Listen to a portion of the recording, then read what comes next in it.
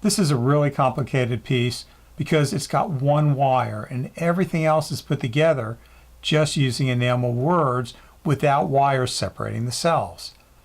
So here's my one wire.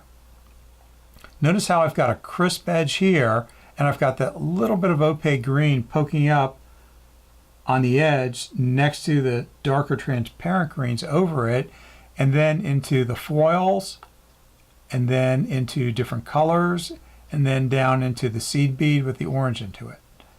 So there's a word, there's a word, there's a word, there's a word, another word, another word, another word, and they all work together. Or hopefully they work together. And this one's really complicated too. This is some opaque orange with a little bit of opaque orange painted right on top of it.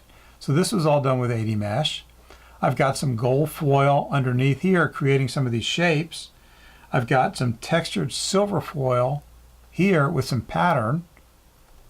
I've got flux and transparent blue over the foil because the opal white has a chemical reaction.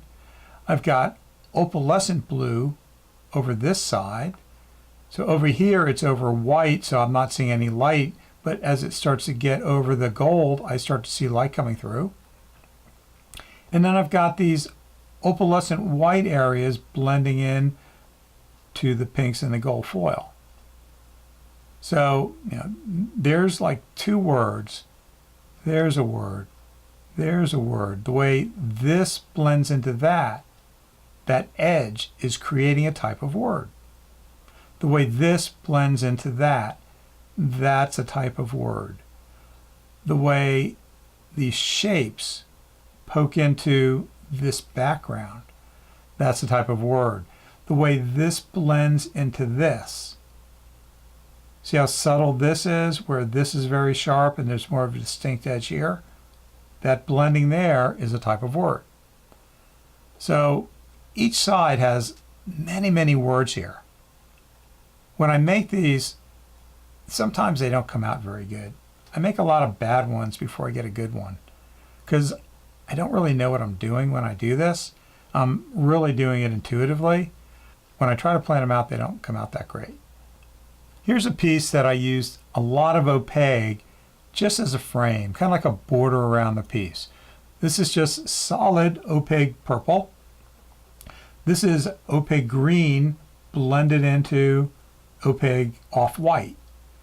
And looks like I put maybe a little bit of a cream in here, and I've salt and peppered it to kind of create that texture.